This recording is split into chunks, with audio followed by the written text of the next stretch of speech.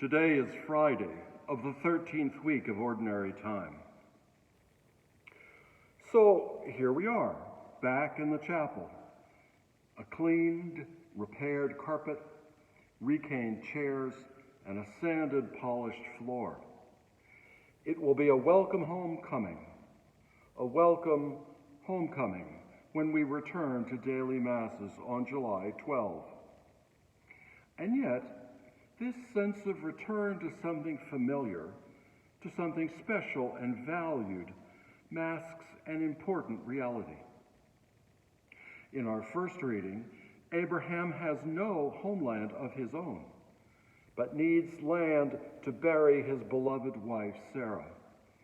He is, he says, an alien resident, and he asks the local people, the Hittites, to sell him a bit of land as a burial place.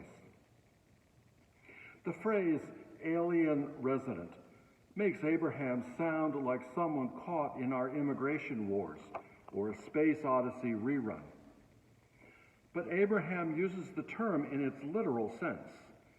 His family and followers, though already living in the covenant with God, are not yet Israelites and have no homeland of their own. They will become Israelites only after Abraham's grandson Jacob becomes the patriarch of the 12 tribes of Israel, Israel being a name Jacob takes on after wrestling with the angel. Abraham is literally an alien resident among the Hittites, and he struggles for a sense of tribe and place. Jesus himself felt an alien as well. Foxes have their lairs and birds have their nests, he says, but the Son of Man has nowhere to lay his head. That is us too, alien residents. And if we are to have a true interior freedom and true centering in God, then we must embrace the reality of our being aliens in creation, and yet at home with God in creation. And the pandemic drives this point home. The pandemic tells us that neither our humanness nor our affluence can protect us from a virus that competes for life in our earthly space, and that our survival requires respect for the virus, self-discipline, and communal consciousness. It also tells us that lack of self-discipline and communal consciousness invites the virus to thrive and damage our earthly space. Global warming offers a similar lesson.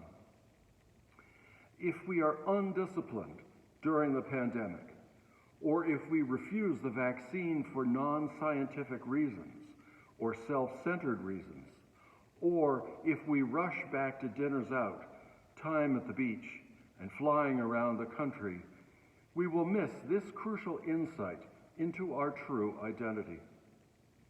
We do not belong ultimately to a particular place or way of life. We inhabit a place and a way, we live a way of life, but we cannot claim ultimate citizenship there. If we are to survive and thrive, our one option is to receive from Jesus the physician the medicine of the Eucharist. In today's gospel, he says to the Eucharistic police of his own time, "Those who are well do not need a physician, but the sick do. Go and learn the meaning of the words, 'I desire mercy and not sacrifice.' I did not come to call the righteous, but sinners." The Eucharist helps us realize that we belong to God, to Jesus, and to one another through Jesus. This is the only real belonging, the ultimate belonging. We are all blessed to share this Eucharist in a newly refurbished chapel that welcomes us. Welcome to this place, the chapel's beauty says. Welcome to the place where we can experience home and belonging in the Eucharist, where Jesus is host and we are guests made whole in him.